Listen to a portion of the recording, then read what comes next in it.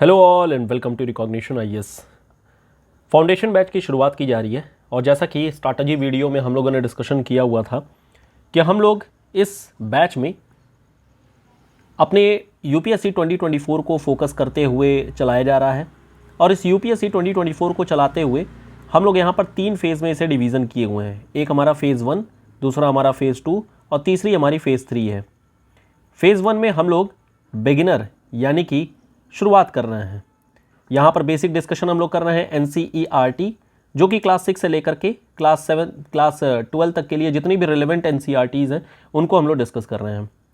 Phase 2 हमारी advance batch रहेगी, जिसमें हम लोग स्टैंडर्ड जितनी भी स्टैंडर्ड बुक्स हैं उन स्टैंडर्ड बुक्स को हम लोग डिस्कस करेंगे। और तीसरी फेज़ है डी कोड। ये जो डी कोड बैच है या डी कोड जो हमारा फेज़ आएगी, इसमें हम लोग इंटरनेट बेस्ड और कई सारे ऐसे टॉपिक है जो कि नॉर्मली बुक्स वगैरह में कवर नहीं होते हैं, या तो ये करंट अफेयर्स में रहते हैं या फिर ये किसी ना किसी फॉर्मेट में डिस्कशन बने रहते हैं, कंटेम्प्रेरी डिस्कशन में, और इस वजह से ये इंपॉर्टेंट हो जाती हैं। फिलहाल हम लोग जो कर रहे हैं वो हम लोग कर रहे हैं हमारा बिगिनर यानी कि एनसीईआरटी। अब इस एनसीईआरटी के बारे में अगर डिस्कशन किया जाए तो एनसीईआरटी अगर देखेंगे तो कई सारी एनसीईआरटीज़ हैं और कई सारी एनसीईआरटीज़ में हमारे पास जैसे एक टॉपिक आ जाती है हिस्ट्री का, सिमिलरली इसी तरीके से ज्योग्राफी है और ज्योग्राफी के साथ साथ इकोनॉमी है। This is our economy. फिर इसी तरीके से हमारे पास सोशियोलॉजी है, सोशियोलॉजी के साथ साथ हमारे पास पॉलिटी है और पॉलिटी के साथ साथ हमारे पास है एक और extra topic that is science. हालांकि एक और पार्ट यहाँ पर आ जाता है आर्ट एंड कल्चर का, so this is art and culture. तो एक बार फटाफट जरा समझ लेते हैं कि आखिर में जो हम लोग एनसीईआरटी की बैच डिस्कस करने जा रहे हैं इसकी क्या शेड्यूल होने वाला है, किस तरीके से हम लोग प्रोसीड करेंगे और किस तरीके से ये हमारे 2024 के लिए लाभदायक होगा। अब यहाँ पर अगर शुरुआत की जाए तो देखिए इस पूरे बिगिनर सीरीज़ की जो टाइमिंग रखी गई है वो 2.5 मंथ्स रखी गई है, यानी कि 75 डेज़ में हमें ये कवर करना है। 75 डेज़ में कवर करने के लिए 2 डिवीज़न किए गए हैं। फर्स्ट 35 डेज़ हम लोग शुरू करेंगे हिस्ट्री के साथ में, चूँकि हिस्ट्री में कई सारे डिस्कशन है, नियर अबाउट 12 बुक्स हैं और जिनको कि थॉरो डिस्कशन करना है। तो इस थॉरो डिस्कशन के साथ साथ हम लोग पैरेलली एक और सब्जेक्ट लेके चलेंगे, वो है ज्योग्राफी।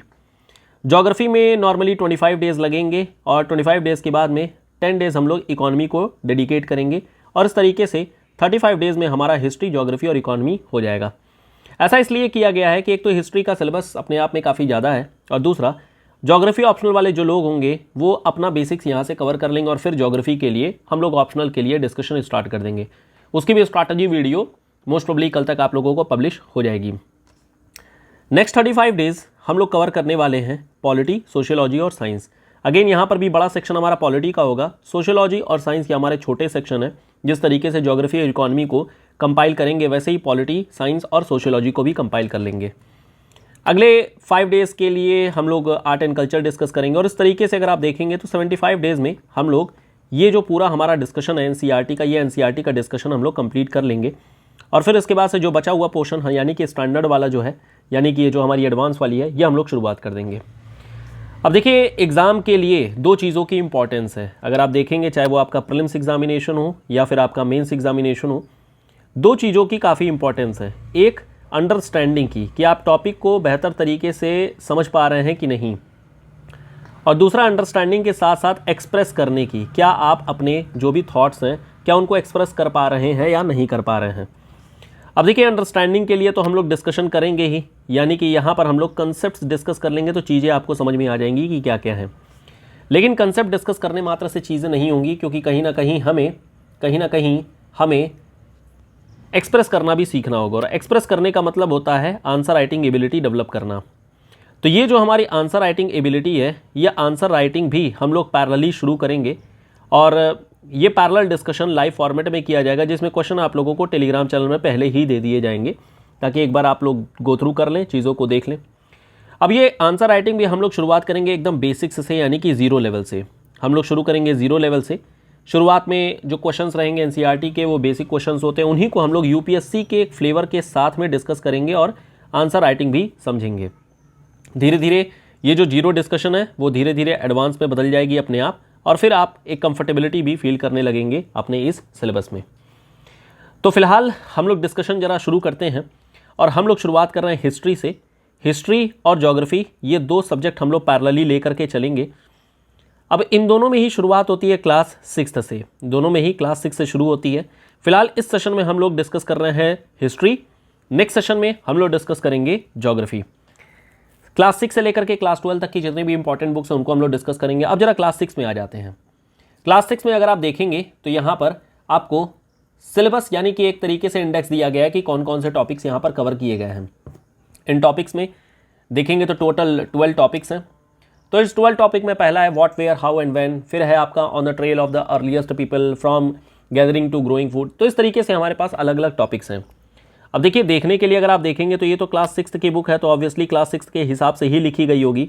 लेकिन हम लोग, चूंकि आप एक यूपीएससी सिविल सर्विसेज एस्पिरेंट हैं, तो इस वजह से कहीं ना कहीं आपको फ्लेवर लेना पड़ेगा और वो फैक्ट्स, वो अंडरस्टैंडिंग आपको एक्सट्रैक्ट करनी पड़ेगी जो कि आपके एग्जाम के लिए इंपॉर्टेंट है। सो क्लास 6 है, ये इंपॉर्टेंट नहीं है। इंपॉर्टेंट ये है कि ये एनसीईआरटी और इस एनसीईआरटी से हमें एक अंडरस्टैंडिंग डेवलप होगी। आपको ये चीज़ भी देखनी है यहाँ पर कि ये जो हम लोग डिस्कशन कर रहे हैं, इस डिस्कशन से कितना हमें एग्जाम के लिए लाभ होगा। अब जरा यहाँ पर शुरू करिए। जो पहला टॉपिक है यहाँ पर बोला गया है what, where, how and when. जरा समझिएगा कितने बेहतर तरीके से एनसीईआरटी को यहाँ पर लिखा गया है और यहाँ से आपको आइडिया भी लगेगा कैसे हम इंट्रोडक्शन, बॉडी और कंक्लूजन अपने आंसर में भी लिख सकते हैं। सबसे पहला जो टॉपिक आता है हमारा वो है what, where, how and when. अब देखिए, किसी भी हिस्ट्री यानी किसी भी टॉपिक को समझने के लिए उसका इतिहास अगर आपको जानना है तो हमें ये जानना पड़ेगा कि आखिर में जो ये हमारी ह्यूमन सिविलाइजेशन है, ये ह्यूमन सिविलाइजेशन शुरुआत कहाँ से हुई थी, या चीज़ें ये पूरी की पूरी जो हैं वो कहाँ से स्टार्ट हो रही हैं। क्या वो तरीके थे जिनके बेसिस पर अल्टीमेटली हम इस सिविलाइजेशन को एक्सट्रैक्ट कर पाए हैं, निकाल पाए हैं। क्या वो चीज़ें हैं जिनके बेसिस पर हम अपने जो एंसेस्टर्स हैं या फिर जो ह्यूमन लोग हैं, हमारे जो पुराने लोग हैं, पहले लोग हैं या पहला मानव जो था, वो किस तरीके से डेवलप किया, किस तरीके से आगे बढ़ा। ये सारी ह्यूमन सिविलाइजेशन और इसकी जो इवोल्यूशन है, इस इवोल्यूशन पार्ट को डिस्कस किया गया है हमारे चैप्टर नंबर 1 में। तो इस जरा चैप्टर नंबर 1 को जरा समझते हैं। इस चैप्टर नंबर 1 में अगर देखेंगे तो यहाँ पर सबसे पहले बात की गई है ह्यूमन कहाँ कहाँ पर इवॉल्व हुआ है। तो इस ह्यूमन के इवॉल्व होने के बारे में अगर बात करें तो यहाँ पर एक क्विकली एक मैप बना लेते हैं ताकि एक आइडिया लग जाएगा कि यहाँ पर आखिर में जो ह्यूमन सिविलाइजेशन है वो कहाँ कहाँ तक या फिर कहाँ से ये डेवलप हुई हैं। अब देखिए, ये जो डेवलपमेंट हमें देखने को मिलती है इस what, where, how and when में, तो यहाँ पर टोटल 5 डेवलपमेंट्स के बारे में बताया गया है। सबसे पहली जो डेवलपमेंट हुई थी वो थी नर्मदा रिवर के पास में, यानी सबसे पहला जो डेवलपमेंट है वो है हमारे इस नर्मदा रिवर के पास में। दूसरी जो डेवलपमेंट देखने को मिल रही है वो है सुलेमान कीर्थल, यानी इस एरिया में। So this is Sulaiman Kirthar range में। तीसरा जो डेवलपमेंट हमें देखने को मिला वो है गारो खासी जयंतिया, यानी कि जो नॉर्थ ईस्ट का एरिया है और विंध्यन एरिया है। ये पूरा जो जोन है, इस एरिया में हमें थर्ड डेवलपमेंट देखने को मिलती है और ये है नॉर्थ ईस्ट गारो रीजन और साथ ही साथ में विंध्यन रीजन। फोर्थ जो डेवलपमेंट हमें देखने को मिलती है वो है इंडस वैली साइड की। यह हमारी फोर्थ इंडस वैली देखने को मिली। दिस इज इंडस वैली, या इंडस रिवर के पास में हमें देखने को मिला। पांचवा जो डेवलपमेंट देखने को मिल रहा है वो है मगध अंपायर को लेकर के। सो दिस मगध अंपायर, यहां पर मैं डाल दे रहा हूं 5वां, यह हमारा हो जाता है मगध अंपायर।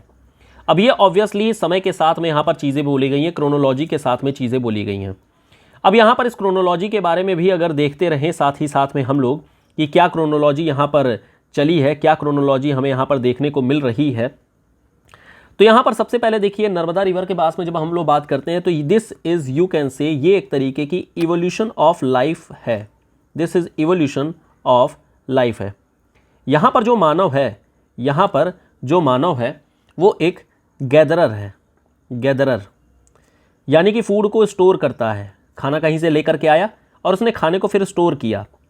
स्टोर करने के बाद साथ साथ में ये एनिमल को भी हंट कर रहा है, एनिमल की हंटिंग कर रहा है। मतलब एक तरीके से बोल सकते हैं कि ये मानव एक तरीके का अपने आप में एक प्रिमिटिव मानव है। This is a primitive human. दूसरा जो हमें यहाँ पर एरिया देखने को मिल रहा है, दूसरा जो डेवलपमेंट एक तरीके से बोल सकते हैं सुलेमान किरथल रेंज का, यहाँ पर जो ह्यूमन है वो एक विलेज फॉर्मेट करके रह रहा है, यानी कि अब ये कम्युनिटी में रहना शुरू कर दिया है। कम्युनिटी में रहना यानी कि एक तरीके से बोल सकते हैं कि कुछ हद तक ये सोशलाइजेशन स्टार्ट हो गई है यहाँ पर। इसके अलावा यहाँ पर ये क्रॉप को ग्रो कर रहा है। क्रॉप ग्रो करने में बेसिकली यहाँ पर वीट हो गया, बार्ले यानी जौ हो गया, और साथ साथ में राइस की कल्टीवेशन यहाँ पर करनी शुरू हो जाती है। साथ में एनिमल को अब रियर करना शुरू कर देते हैं, rearing of animals, animal rearing भी शुरू हो जाती है। तीसरा जो एरिया हमें देखने को मिल रहा है, यानी कि जो हमारा नॉर्थ ईस्ट का एरिया है, गारो खासी वाला रीजन है, यहाँ पर राइस कल्टीवेशन हो रही है। This is rice cultivation. चौथा रीजन हमें देखने को मिल रहा है, जो हमारा चौथा रीजन है, इस चौथे रीजन में इंडस वैली है, और इंडस वैली एक तरीके से बोल सकते हैं कि this is the first city formation. First city formation हमें यहाँ देखने को मिलती है। और पांचवा मगध एम्पायर। मगध एम्पायर तो अपने आप में बोल सकते ही हैं कि ये एक civilization in the format of kingdom develop होना शुरू हो गई थी। तो यहाँ पर ये किंगडम डेवलप हो रही है। तो ये तो हो गई वो पूरी सीक्वेंस जिसके ज़रिए हम लोग बोल सकते हैं कि जो हमारी हिस्ट्री है, या जो बोल सकते हैं कि हमारा ये पूरा डेवलपमेंट ह्यूमन सिविलाइजेशन है, वो किस तरीके से यहाँ पर डेवलप हुआ है। यहाँ मैप में भी आप देख सकते हैं, यहाँ पर मैप में भी दिखाया गया इंडस के बारे में, सुलेमान किरथल के बारे में, नॉर्थ ईस्ट में जो गारो हिल्स हैं, साउथ में फिर आ जाएंगे यहाँ पर विंध्यास हो गए। फिर इसके बाद से ये पूरी डेवलपमेंट यहाँ पर दिखाई जा रही है कि किस तरीके की डेवलपमेंट यहाँ पर हुई है। अब सवाल अगला ये आता है कि आखिर में ये जो लोग हैं वो किस तरीके से ट्रैवल किए, या फिर जो हमारी सिविलाइजेशन है वो कैसे इस तरीके से इतनी फैल गई है। तो ऑब्वियसली यहाँ पर जो आंसर आता है वो है people travelled. This is people travelled. सवाल ये उठता है कि लोग जो ट्रैवल किए थे एक पार्ट ऑफ सब कॉन्टिनेंट से दूसरे पार्ट ऑफ सब कॉन्टिनेंट में, वो ट्रैवल क्यों कर रहे हैं, आखिर में कारण क्या है ट्रैवल करने का। तो कारण यहाँ पर कई सारे हो सकते हैं। अब इस ट्रैवल को ही आप बोल सकते हैं it is a kind of migration. अब माइग्रेशन के कई सारे कारण होते हैं। अब इस माइग्रेशन के कारण में जैसे एक कारण आप बोल सकते हैं कि पॉलिटिकल रीज़न होगा, पॉलिटिकल रीज़न रहे होंगे। दूसरा आप बोल सकते हैं इकोनॉमिक रीज़न हो सकते हैं। तीसरा हो सकता है सोशल रीज़न के नाम पर। चौथा हो सकता है इन्वायरमेंटल रीज़न के नाम पर। तो कई सारे यहाँ पर रीज़न हो सकते हैं। अब इस पॉलिटिकल रीज़न में जैसे बात किया जाए तो आर्मी मार्च करती है, तो आर्मी मार्च किया, इस वजह से लोग आगे की ओर में बढ़ गए। या फिर मान लेते हैं कि कैपिटल शिफ्ट हुआ, यानी कि राजधानी बदलती है, तो राजधानी के बदलने के कारण से भी लोग शिफ्ट हो जाते हैं। इकोनॉमिक रीज़न में आप बोल सकते हैं जैसे कि लाइवलीहुड हो गई, तो लाइवलीहुड के लिए, फूड के लिए, पानी के लिए, तो कहीं ना कहीं ये रीजंस हो जाते हैं हमारे, जो इकोनॉमिक रीजंस हो गए, जो कहीं ना कहीं लोगों को मूव करने के लिए फोर्स किया। सोशल रीजन में इसी तरीके से बोल सकते हैं, जहाँ पर रिलीजन भी एक इंपॉर्टेंट रोल प्ले किया। रिलीजन, जितने भी रिलीजियस प्रीचर्स थे, ये लोग मूव करते थे, अपने उपदेश देते थे और फिर आगे बढ़ जाते थे। तो रिलीजियस प्रीचिंग हो गई, या फिर कल्चर बोल सकते हैं, कल्चर हो गया। ये सब चीज़ें कहीं ना कहीं लोगों को ट्रैवल करने के कारण से ही आगे की ओर में बढ़ती हैं। इन्वायरमेंटल, जैसे मान लेते हैं कोई नेचुरल कैलामिटी आ गई। नेचुरल कैलामिटी का मतलब हो गया कि मान लेते हैं कहीं पर बाढ़ आ गई, कहीं सूखा पड़ गया, या कुछ ना कुछ कारण हो सकते हैं जिसके कारण से अल्टीमेटली ये लोग मूव करके दूसरे एरिया में चले जाते हैं। अब देखिए इस मूव करने के कारण से क्या क्या डेवलपमेंट हुए, क्या चेंजेस आए, आखिर में जो लोग ट्रैवल कर रहे हैं तो इस ट्रैवल करने के कारण से चेंजेस क्या क्या आ रहे हैं। तो कई तरीके के चेंजेस भी हमें देखने को मिल रहे हैं। जैसे यहाँ पर हमें इंटरमिंगलिंग ऑफ कल्चर देखने को मिला, यहाँ पर हमें इंटरमिंगलिंग ऑफ कल्चर देखने को मिला। सो कल्चरल इंटरमिंगलिंग हो गया, कल्चरल इंटरमिंगलिंग। इसके अलावा लोग एक दूसरे के जो फूड वैरायटी है उस फूड वैरायटी को देखे, क्लोथिंग्स को देखे, एटसेट्रा एटसेट्रा। कई सारी चीज़ें यहाँ पर इन लोगों को देखने को मिल जाती हैं। और इस तरीके से लोग आगे की ओर में बढ़ गए और नई नई चीज़ों को यहाँ पर इवॉल्व करना शुरू कर दिए। अगला जो यहाँ पर बातें बताई गई हैं वो है नेम ऑफ लैंड को लेकर के। यानी कि अगर हम लोग बात करते हैं हमारे इंडिया के बारे में, यानी जो हमारा लैंड है, इस लैंड के बारे में बात करें तो यहाँ पर दो तरीके के नाम प्रचलित हैं। एक हमारा इंडिया और दूसरा है भारत। अब देखिए भारत की जो कहानी है ये तो ऋग्वैदिक है, दिस इज ऋग्वैदिक, ऋग्वेदा में भी मेंशन किया गया है। लेकिन जो इंडिया वाली कहानी है ये बेसिकली ईरानियंस एंड पर्शियंस ने रखी है, पर्शियंस या फिर बोल सकते हैं कि ग्रीक लोगों ने रखी है। ये लोग बाहर से आए, इंडस रिवर के कारण से यहाँ पर नाम इंडिया पड़ गया, और इस तरीके से यहाँ पर हिंद के कारण से हिंदू हो गया। तो ये केस यहाँ पर हो जाता है। सो this is Indus is actually Indus, ये हमारी इंडस जो है वो आगे जा करके हिंदू में बदल गई, क्योंकि ये लोग वही टंग की प्रॉब्लम है, एक जो वोकल बात होती है वो हो जाती है। तो कहीं ना कहीं यहाँ पर इंडिया और भारत ये दोनों नाम है। और ये सिंधु जो होती है, इनफैक्ट हमें संस्कृत में सिंधु भी देखने को मिल जाती है, संस्कृत नाम सिंधु, इंडस का नाम ही है, सिंधु यहाँ नाम देखने को मिल जाता है। ये तो चीज़ हो गई जो हम लोगों ने डिस्कशन कर लिया कि क्या क्या बातें हैं। अब अगला सवाल ये आता है कि आखिर में जो हिस्ट्री हम लोग रीड करते हैं, इस हिस्ट्री को रीड करने के पीछे किस किस तरीके का इस्तेमाल किया जाता है। तो नॉर्मली हम लोग 3 तरीके का इस्तेमाल हम लोग करते हैं, 3 वेज। एक होता है तरीका जहाँ पर हम मैन्युस्क्रिप्ट को देखते हैं, दिस इज मैन्युस्क्रिप्ट। दूसरा होता है इंस्क्रिप्शंस, और तीसरा होता है आर्कियोलॉजी, दिस इज आर्कियोलॉजी। अब तीनों के बारे में ही जरा देख लेते हैं। जो मैन्युस्क्रिप्ट होती हैं बेसिकली रिटन फॉर्मेट में होती हैं, और जो ये रिटन फॉर्मेट होती है ये ताम्रपत्र पर या किसी न किसी लीफ पत्ते पर होती है, बेलपत्र हो गया, ठीक है, या फिर बर्च हो गई, बर्च मतलब कि वही जो पेड़ की छाल होती है उस पर हो जाती है, तो ये चीज़ हो जाती है। तो कहीं ना कहीं हमारे पास में जो मैन्युस्क्रिप्ट्स वगैरह देखने को मिल रही हैं वो कहीं ना कहीं इन सब चीज़ों के थ्रू देखने को मिलता है। दूसरी चीज़, यहाँ पर लिखा क्या क्या गया है, यहाँ पर लिखा गया है मेनली रिलीजियस फेथ के बारे में, धार्मिक चीज़ों के बारे में, प्लस जो भी किंग है, जो राजा है, उनके लाइफ के बारे में, प्लस साथ साथ में ही मेडिसिन्स के भी बारे में, मेडिसिन्स। अब यहाँ पर लैंग्वेज कौन सी लिखी गई है, प्राइमरली हमें 3 लैंग्वेज देखने को मिली है यहाँ पर। एक संस्कृत भाषा देखने को मिल रही है, दूसरा तमिल भाषा देखने को मिली है, और तीसरा यहाँ पर हमें प्राकृत भाषा देखने को मिली है, दिस इज प्राकृत। ये सब चीज़ें यहाँ पर मेंशन की गई है। जैसे आप ये देख सकते हैं बुक में एक मैन्युस्क्रिप्ट यहाँ पर लिखी गई है which is again on the बेलपत्र पर यह चीज़ लिखी गई है। दूसरा होता है इंस्क्रिप्शंस। इंस्क्रिप्शन का मतलब ये होता है, हिंदी में इसे बोल सकते हैं हम लोग शिलालेख। अब ये जो शिलालेख होते हैं वो पत्थरों पर लिखे होते हैं, या तो स्टोन्स पे लिखे जाएंगे या फिर मान लेते हैं किसी मेटल पे लिख दिए जाएंगे, तो एटसेट्रा एटसेट्रा।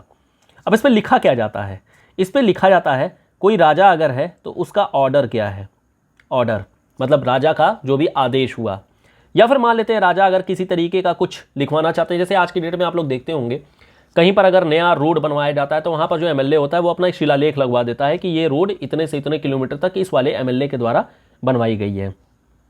तो राजा का ऑर्डर हो गया, वो लिख दिया जाता है। या फिर मान लेते हैं कि कोई विक्ट्री अगर राजा करके आ रहा है, कोई जीत करके आ रहा है, कोई युद्ध जीत के आ रहा है, तो वो लगवा दिया जाता है। तो ये चीज़ इंस्क्रिप्शन के फॉर्मेट में हो जाती है। जैसे यहाँ पर आप देख रहे हैं कंधार का इंस्क्रिप्शन, ये जो कंधार का इंस्क्रिप्शन है यह अफगानिस्तान में है, और ये अशोक के द्वारा लिखवाया गया था, अशोका के द्वारा। बाद में बात करेंगे इस पर, अरामेइक लिपि है, इस तरीके की तमाम चीज़ें।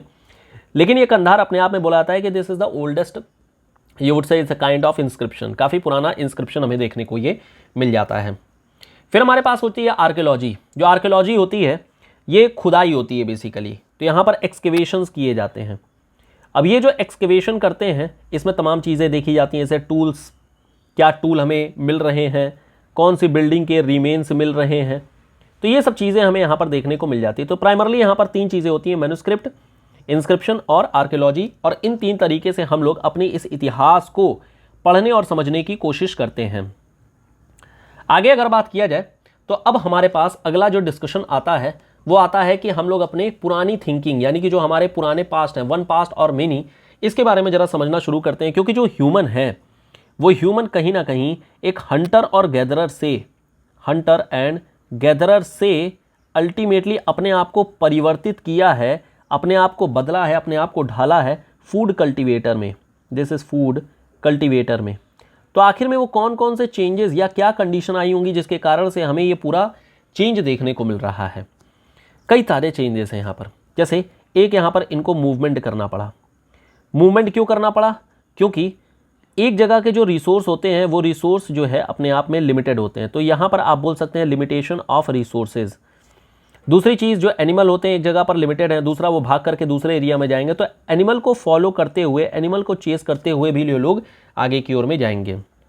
इसके अलावा पानी की खोज में ये लोग आगे बढ़े, और जहाँ पर पानी मिला वहाँ पर ये लोग रुक गए। खाने की खोज में, फूड की खोज में ये लोग गए, और साथ साथ में जो सीजनल प्लांट्स वगैरह होते हैं उन सीजनल प्लांट को भी खोजते हुए ये लोग आगे बढ़े, और जहाँ पर मिला वहाँ पर ये लोग सेटल हो गए। तो मूवमेंट हमें देखने को मिला, और ये जो मूवमेंट है कहीं ना कहीं अल्टीमेटली एक हंटर और गैदरर से फूड कल्टीवेटर में इस मानव को, इस ह्यूमन को तब्दील कर दिया। दूसरी चीज़ है टूल्स को लेकर के। अब जो टूल्स भी हैं वो धीरे धीरे डेवलप हुए हैं। जैसे शुरुआत में ये स्टोन के बने होते थे, बड़े होते थे, फिर धीरे धीरे इसको तराशा गया, माइक्रोलिथ में कन्वर्ट किया गया, तो बोन से बनाए जाने शुरू हो गए और लकड़ी से बनाए जाने शुरू हो गए। तो जो टूल्स है प्राइमरली हमें स्टोन, बोन और वुड से देखने को मिल जाते हैं। अगर हम बात करें कौन कौन सी जगहों पर ये रहते थे, तो प्लेसेस लिव्ड में शुरुआत में ये लोग मतलब पेड़ों पर रहते थे, जो ट्रीज़ वगैरह थे वहाँ पर रहते थे जानवरों से बचने के लिए। लेकिन फिर अल्टीमेटली कई तरीके के हमें सीज़न देखने को मिलते हैं, जैसे हमारा रेन हो गया या फिर सन हो गया, मतलब कि जो आपकी गर्मी है, समर हो गया, फिर विंटर हो गया। तो ये सब चीज़ें हमें देखने को मिलती है और इस कारण से इन लोगों ने केव्स में यानी गुफाओं में ये लोगों ने अपना पनाह लेना शुरू कर दिया। रॉक शेल्टर्स हो गए, तो this is rock shelters. Rock shelters से इनको काफ़ी ज़्यादा हेल्प मिलने लगी, जंगली जानवरों से बच गए, कहीं ना कहीं अपने आप को ठंड, गर्मी और जो बरसात है उससे भी ये लोग बचा लिए। तो कई तरीके के चेंजेस हुए और इससे फिर अल्टीमेटली ह्यूमन में एक डेवलपमेंट देखने को मिली। एक बड़ी और मेजर डेवलपमेंट थी फायर। फायर से अब यहाँ पर रोस्ट करके यानी कि जो भी खाना है उसको पका करके लोग खाना शुरू कर दिए। लाइट की यानी लाइट के द्वारा ये लोग अल्टीमेटली अपने आप को यहाँ पर देखना शुरू कर दिए। फिर इसके अलावा जानवरों से बचाने के लिए अपने आप को, तो जानवरों से भी बचने के लिए ये लोग अपने आप को मतलब फायर का इस्तेमाल किया जाना शुरू कर दिया गया। तो कई सारी चीज़ें हैं जिसके थ्रू अल्टीमेटली ह्यूमन एक हंटर और गैदरर से फूड कल्टीवेटर में तब्दील हो गया। जो फायर की है, ये फायर हमें कुरनूल केव से देखने को मिलते हैं। दिस इज कुरनूल केव्स से हमें ये प्रूफ देखने को मिला था। तो this is proof, Kurnool south में, आंध्र प्रदेश में। ये सब डेवलपमेंट हमें देखने को मिल जाती है हमारे इस पूरे चैप्टर में। तो इस चैप्टर में इतनी ही चीज़ों के बारे में बताया गया है कि क्या क्या है। अब लास्ट में कुछ यहाँ पर छोटे मोटे कीवर्ड्स दिए गए हैं, जैसे ट्रैवलिंग हो गया, मैन्युस्क्रिप्ट हो गया, इंस्क्रिप्शन हो गई, आर्कियोलॉजी हो गई, हिस्टोरियन हो गया, सोर्स हो गया, डेसीफरमेंट हो गया। एक दो चीज़ें हैं जो आप लोग ध्यान रख सकते हैं या ध्यान रखना चाहिए। जैसे ट्रैवलिंग है, तो ट्रैवलिंग के बारे में तो आप लोगों को पता ही है, ट्रैवलिंग ये लोग मूव करते हैं। अब मूव करने में कौन कौन से लोग थे? मूव करने में कई सारे लोग थे। एक तो हो गए जो रिलीजियस प्रीचर्स थे, रिलीजियस प्रीचर्स ने भी, जो धर्मगुरु हुआ करते थे उन लोगों ने भी मूव किया है। बुद्ध हो गए, जैन में कई सारे हैं। फिर इसी तरीके से अशोका के टाइम पीरियड में इन्होंने भी जो धम्म महामित्रास है उन लोगों को भेजा गया था। तो यहाँ पर रिलीजियस प्रीचर्स भी काफ़ी थे जिन लोगों ने अल्टीमेटली ये डेवलपमेंट मतलब कि इन लोगों ने करा लिया था। ठीक है, फिर हमारे पास में इसके अलावा ट्रैवलिंग के नाम पर मर्चेंट आ जाते हैं। मर्चेंट्स हो गए। इन मर्चेंट्स ने बेसिकली अल्टीमेटली क्या किया था कि ये कारवां में घूमते थे। कारवां, कारवां का मतलब ये हो गया कि मर्चेंट्स लोग एक जगह से दूसरे जगह पर जा रहे हैं और वहाँ पर अल्टीमेटली चीज़ों को कर रहे हैं। तो ये हो गया आपका कारवां के नाम पर। ये चीज़ें हो जाती हैं हमारी ट्रैवलिंग के नाम पर। तो ट्रैवलिंग के लिए कारवां एक बार पूछा गया है, यूपीएससी प्रीलिम्स में पूछा गया था, तो इस वजह से इसको ध्यान रखिएगा, दिस इज इंपॉर्टेंट। मैन्युस्क्रिप्ट के बारे में हम लोगों ने डिस्कशन कर ही लिया है। इंस्क्रिप्शन हो गया, आर्कियोलॉजी हो गई, हिस्टोरियन के बारे में आप लोग समझ रहे होंगे, इतिहासकार जो होते हैं। सोर्सेज हो गए। डेसीफरमेंट का मतलब होता है किसी भी लैंग्वेज को समझना, तो ये हो जाएगी डेसीफरमेंट। अब यहाँ पर मैच द फॉलोइंग के नाम पर एक छोटा सा यहाँ पर क्वेश्चन बोला गया है, जैसे नर्मदा वैली हो गया, मगध हो गया, गारो हिल्स हो गई, इंडस एंड इट्स ट्रिब्यूटरी हो गई, जो गंगा वैली हो गई। मेरे ख्याल से अब आराम से आप लोग कर सकते हैं इसके बारे में क्या चीज़ें हैं। यहाँ पर देखिए एक इंपॉर्टेंट डेट का नाम भी दिया गया है, क्या क्या इंपॉर्टेंट डेट्स हैं। तो इन इंपॉर्टेंट डेट्स को भी आप लोग ध्यान रखिएगा, छोटे छोटे क्वेश्चंस यहाँ पर बन सकते हैं। जैसे इन डेट में अगर आप देखेंगे तो 8000 साल पहले, 8000 ईयर एगो, 8000 साल पहले ऐसा कहा जा रहा है कि यहाँ पर बिगिनिंग ऑफ एग्रीकल्चर हो गया था, यानी कि खेती की शुरुआत हो गई थी। दूसरा बोला गया था 4700 साल पहले, 47 ईयर्स एगो, यहाँ पर इंडस का डेवलपमेंट हो गया था, इंडस सिटी का डेवलपमेंट हो गया था। तीसरी चीज़ बोली गई है 2500 साल पहले, 2500 साल पहले फिर अल्टीमेटली यहाँ पर मगधन एम्पायर के बारे में बोला गया है कि हाँ अब यहाँ पर किंगडम वगैरह बनना शुरू हो गए थे, तो ये किंगडम वगैरह बनना शुरू हो गया। और फिर लास्ट में अभी प्रेजेंट के बारे में बोला गया है कि आज की डेट में क्या है, तो ये तो खैर कुछ खास बात नहीं है। कुछ क्वेश्चंस दिए गए हैं जिनको कि हम लोग बाद में डिस्कस करेंगे, लेकिन ये थी हमारी चैप्टर नंबर 1। आई थिंक यहाँ पर काफ़ी कुछ सीखने को आप लोगों को मिला होगा कि क्या चीज़ें हैं। अगला हमारे पास जो सेकंड चैप्टर आता है, इस सेकंड टॉपिक में, इस सेकंड चैप्टर में ये बताया गया है on the trail of the earliest people. अब हम लोग आ जाते हैं अपने शुरुआती दिनों में, यानी कि जो पुराने इंसेस्टर्स या फिर बोल सकते हैं जहाँ पर हमारा ह्यूमन का इवोल्यूशन हो रहा है। सो इस ह्यूमन के इवोल्यूशन के बारे में, या ह्यूमन इवोल्यूशन है, यहाँ से अब जरा हम लोग बातें शुरू करते हैं यानी कि हम लोग जा रहे हैं 8000 साल से भी पहले, 8000 क्या, millions of years of the एगो, बहुत पहले हम लोग जा रहे हैं। अब इस बहुत पहले में अगर बात किया जाए तो एक टाइम स्केल के बारे में अगर देखें तो यहाँ पर हमें 4 टाइम स्केल ध्यान रखने हैं। एक जो हमारा 2 million years ago, this is 2 million years ago. दूसरी मिल जाती है हमें 12000 साल पहले, 12,000 ईयर्स एगो। तीसरी मिल जाती है हमें 10,000 ईयर्स एगो, 10,000 ईयर एगो। और फिर मिल जाती है हमें 4500 ईयर्स एगो, 4500 साल पहले। अब यहाँ पर जरा देखिएगा डेवलपमेंट, जो 2 मिलियन से लेकर के 12,000 तक का है, इस टाइम पीरियड को हम लोग बोलते हैं paleolithic. This is paleolithic age. जो ये वाला पोर्शन है इसको हम लोग बोलते हैं हमारा mesolithic, this is mesolithic age. और तीसरी होती है हमारी 10,000 से 4500, ये हमारा बन जाता है neolithic age, this is neolithic age. और ये पूरे टाइम पीरियड को हम लोग बोलते हैं, इस पूरे टाइम पीरियड को हम लोग बोलते हैं स्टोन एज, स्टोन एज यानी पाषाण काल, हिंदी में इसको बोलते हैं पाषाण काल। पत्थरों से बना हुआ है, एक्चुअली ये स्टोन से बना हुआ था, स्टोन पर बेस्ड था, इस वजह से इसे पाषाण काल यानी कि पत्थरों का यानी स्टोन एज बोला गया। अब जो पैलियोलिथिक है हम लोग आगे डिस्कस करेंगे, तो पैलियोलिथिक भी हम लोग 3 पार्ट में इसे डिवाइड करके रखते हैं। 3 पार्ट का मतलब ये हो गया, जो हमारी अर्ली पैलियोलिथिक हो गई, फिर मिडिल पैलियोलिथिक हो गई, और फिर हमारी लेटर पैलियोलिथिक हो गई। लेकिन ये हम लोग बाद में डिस्कस करेंगे, हमारा इस टॉपिक में हालांकि इस एनसीईआरटी में नहीं बोला गया है, तो इस वजह से इस पर हम लोग नहीं डिस्कस कर रहे हैं। बट ध्यान रखिएगा कि हाँ ऐसी भी चीज़ें होती हैं, that will be discussed later part of the discussion. आगे हम लोग बात करेंगे तो चीज़ें हमें समझ में आती रहेंगी। अब पैलियोलिथिक के बारे में अगर बात किया जाए तो यहाँ पर बात तो समझ में आती है कि पैलियोलिथिक का मतलब होता है पुराना। पुराना का मतलब ये हो गया कि ये सबसे पहली यानी सबसे ओल्डेस्ट सिविलाइजेशन यानी ह्यूमन देखने को मिलेगा, तो ये हमारी ओल्डेस्ट स्टोन एज भी आप इसको बोल सकते हैं। जो पत्थर वगैरह भी मिलेंगे यहाँ पर वो काफ़ी ज़्यादा पुराने होंगे, काफ़ी ज़्यादा कह सकते हैं मोटे होंगे, तराशे नहीं गए होंगे। मीजोलिथिक में आएंगे तो यही सब चीज़ें यहाँ पर हमें फाइन देखने को मिलेगी, तो यहाँ पर फाइन कटिंग वगैरह देखने को मिल जाएंगी। माइक्रोलिथ्स यहाँ पर देखने को मिल जाते हैं, यानी कि पत्थर जो है वो छोटे छोटे कटे हुए देखने को मिलते हैं। जब न्यूलिथिक में आते हैं तो ये काफ़ी एडवांस हो चुकी होती है। एडवांसमेंट का मतलब ये हो गया कि यहाँ पर एग्रीकल्चर होना शुरू हो चुका है, प्लस साथ ही साथ में क्योंकि एग्रीकल्चर देखिए 8000 साल पहले और ये 4500 ईयर्स एगो, यानी एग्रीकल्चर की शुरुआत हो चुकी है, मतलब कि फायर की खोज हो चुकी है। प्लस साथ ही साथ में यहाँ पर पहिए का आविष्कार हो चुका था, पहिया मतलब कि व्हील का आविष्कार हो चुका था। प्लस जितने भी टूल्स वगैरह बनाए जाने लगे वो काफ़ी फाइन हो गए, काफ़ी ज़्यादा पॉलिश्ड हो गए।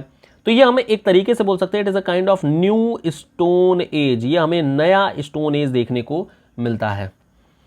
अब सवाल ये होता है कि आखिर में ये जो 12,000 साल पहले के बारे में अगर देखें तो इस समय हुआ क्या था, क्या चेंजेस आए थे, क्या आखिर में दुर्घटना या घटना क्या घटी थी।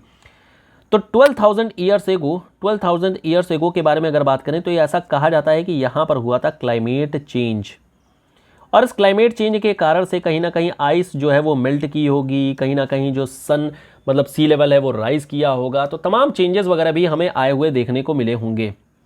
और इस तमाम चेंजेस के दौरान में ही कहीं ना कहीं फ्लोरा एंड फौना में भी चेंज हुआ, तो this is flora and fauna में भी चेंज हुआ। फ्लोरा एंड फौना के चेंज करने के कारण से ग्रासलैंड्स वगैरह आए, ग्रासलैंड्स के कारण से अल्टीमेटली जो कुछ जो जानवर हुआ करते थे जो ग्रास पर बेस्ड हुआ करते थे, जैसे काऊ हो गई या फिर शीप हो गया या फिर गोट हो गए, ये अल्टीमेटली यहाँ पर हमें देखने को मिले। तो जो पहले मनुष्य इनको काट करके खा जाता था, मतलब कि अपना फूड बनाता था, तो वो अब ये देखा कि जब हम एग्रीकल्चर कर रहे हैं तो एग्रीकल्चर में हमें ये हेल्प कर रहे हैं, प्लस साथ साथ में एग्रीकल्चर के अलावा ये लोग मिल्क भी प्रोड्यूस कर रहे हैं, तो इन लोगों को ये अब डोमेस्टिकेट करना शुरू कर दिया। डोमेस्टिकेशन हमें देखने को मिलना शुरू हो गई। डोमेस्टिकेशन का मतलब अब इनको पाल करके रखना शुरू कर दिए। जब इनकी डेथ होने वाली थी तो ये मीट का फॉर्मेट बन गए, तो कहीं ना कहीं इससे डबल फायदा हो गया, और इस कारण से ये लोग अब यहाँ पर डोमेस्टिकेशन ऑफ एनिमल भी शुरू हो गया। इसके अलावा इन लोगों ने खेती करना सीख लिया, अभी तक ये ग्रो कर रहे हैं, कल्टिवेशन कर रहे हैं, तो कहीं ना कहीं इन चीज़ों को अब ये देखना शुरू कर दिए। प्रूफ के नाम पर हमें कई सारे प्रूफ मिले, जैसे कि बर्निंग एशेस यानी कि जले हुए राख अब देखने को मिल जाए। एक जगह पर ये लोग सेटल होना शुरू हो गए, सेटलमेंट के हमें यहाँ पर प्रूफ देखने को मिले, क्योंकि एग्रीकल्चर करेंगे तो कहीं ना कहीं एक जगह पर आपको रुकना पड़ेगा, चीज़ों को देखना पड़ेगा। सेटल्ड लाइफ के कारण से अब ये लोग चरवाहे बन गए। चरवाहे का मतलब ये लोग अब पास्टोरलिस्ट बन गए, हर्डरर बन गए, तो दिस इज हर्डरर। एनिमल हर्डरर बन गए। अब यहाँ पर जानवर को ये लोग पाल रहे हैं, जानवर के थ्रू अल्टीमेटली घास वगैरह को चरने के लिए दे रहे हैं, मिल्क प्रोड्यूस कर रहे हैं, खेतों को साफ कर रहे हैं, एटसेट्रा एटसेट्रा। तो ये चीज़ें होनी शुरू हो गई। धीरे धीरे और डेवलपमेंट होती है, और डेवलपमेंट का मतलब ये हो गया अब ये स्टोर करना शुरू कर दिए, सामान को स्टोर करना शुरू कर दिए। स्टोर करने के लिए तो या तो ये ज़मीन में गड्ढे खोद करके डग पिट करके ये लोग खोदते थे, या फिर अर्थन पॉट्स बनाते थे, यानी अर्थन पॉट्स का मतलब वही बर्तन बना करके रखते थे, मृदभांड वगैरह बना के रखते थे, बास्केट्स में रखते थे। तो कहीं ना कहीं ये सारी चीज़ें हमें एक्सकवेशन के दौरान में देखने को मिली, जिसके बेसिस पर अल्टीमेटली हमें तमाम चीज़ें पता लग गई। कई सारी साइट भी हमें देखने को मिलती है, जैसे एक साइट हमारी हो गई बुर्ज़होम, दिस इज़ बुर्ज़होम, ये कश्मीर की साइट है, कश्मीर की साइट है। और इस कश्मीर की साइट में हमें गड्ढों के अंदर में लोगों के शव मिले हैं, यानी कि रहने के प्रमाण मिले हैं। इसके अलावा कुकिंग हर्थ हो गई, अर्थन पॉट्स हो गए, टूल्स हो गए, कपड़े मिले हैं। एक और साइट है पाकिस्तान की मेहरगढ़, जो मेहरगढ़ की ये साइट है, यहाँ हालांकि ये पाकिस्तान में है अब, लेकिन यहाँ पर कई सारे हमें प्रूफ मिले हैं, खेती के प्रूफ मिले हैं, प्लस साथ में डोमेस्टिकेशन ऑफ एनिमल के प्रूफ मिले हैं। साथ ही साथ में हमें यहाँ पर देखने को मिला है कि गड्ढों के अंदर में मनुष्य के साथ साथ यहाँ पर जो जानवर हैं उनको भी रखा गया है। मतलब ये लोग शायद अगले जन्म, पुनर्जन्म की भी कल्पना करते रहे होंगे, यानी कि जो हमारी नेक्स्ट बर्थ है, मतलब कि रीबर्थ में ये लोग बिलीव करते होंगे। इन चीज़ों के बारे में यहाँ पर बुक्स में वगैरह में बताया गया है। आप यहाँ पर डायग्राम भी देख सकते हैं, ABCD के फॉर्मेट में दिया गया है कि कैसे बड़े पत्थर से छोटे पत्थर, और फिर अल्टीमेटली हमें काफ़ी एक पॉलिश्ड फॉर्मेट में और मतलब फाइन फॉर्मेट में हमें देखने को मिल जाते हैं। यह हमारी अलग अलग साइट्स हैं, जो कि पैलियोलिथिक, नियोलिथिक, मेगालिथिक, अर्ली वैदिक और फिर मॉडर्न सिटी के फॉर्मेट में दिखाया गया है। एग्जाम्पल के तौर पर बुर्ज़होम देख सकते हैं, यह हमारी नियोलिथिक साइट है, मेहरगढ़ हो गई। इसके अलावा कोल्डी हवा हो गया, महगरा हो गया, चिरांड हो गई, दावली हो गई, यह हमारी कह सकते हैं कि न्यूलिथिक साइट थी। पैलियोलिथिक साइट में जैसे हमारी भीमबेटका की गुफाएं, केव्स, यहाँ पर हमें पेंटिंग देखने को मिला। एक्चुअली पेंटिंग मतलब कि वो हाथ से बनाए गए निशान है, तो वो पेंटिंग का ही फॉर्मेट है। इसके अलावा इनाम गांव मिल गया, ये नई साइट के तौर पर है। तो कहीं ना कहीं ये सारी साइट्स के बारे में आपको यहाँ पर बताया जा रहा है कि क्या क्या चीज़ें हैं। हैबिटेशन वगैरह के बारे में हम लोगों ने डिस्कशन कर ही लिया है।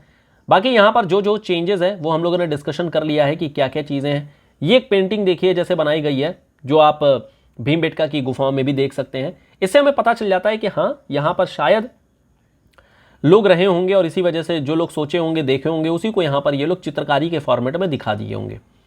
अब इस टॉपिक में कुछ कीवर्ड्स दिए गए, जैसे Hunter gatherer, site, habitation, factory, Palaeolithic, mesolithic, microliths. मेरे ख्याल से अब ये चीज़ें क्लियर हो गई होंगी कि आखिर में ये क्या है। तो ये चैप्टर का भी यहाँ पर एंड होता है। यहाँ पर कुछ इंपॉर्टेंट डेट्स लिखी गई है, जैसे मीजोलिथिक की हो गई 12,000 से 10,000 years ago, Neolithic 10,000 years ago. ये हम लोगों ने डिस्कशन कर लिया। तो 2 चैप्टर हम लोगों ने डिस्कशन कर लिया है, चैप्टर नंबर 1 और 2। और मेरे ख्याल से अब चीज़ें क्लियर हो गई होंगी। जो आंसर राइटिंग वगैरह है वो भी हम लोग 1 और 2 डेज पे डिस्कस करना शुरू कर देंगे। कुछ क्वेश्चंस हो जाए तो फिर उसको भी डिस्कस करना शुरू कर देंगे। फिलहाल इस डिस्कस्शन को यहाँ पर एंड करेंगे। चैप्टर नंबर 3 से हम लोग आगे डिस्कस करेंगे। आज थोड़ा सा टाइम इसलिए लग गया क्योंकि कोर्स के बारे में भी हम लोगों को डिस्कस करना था, किस तरीके से आगे प्रोग्रेशन होगी ये भी हम लोगों को डिस्कस करना था।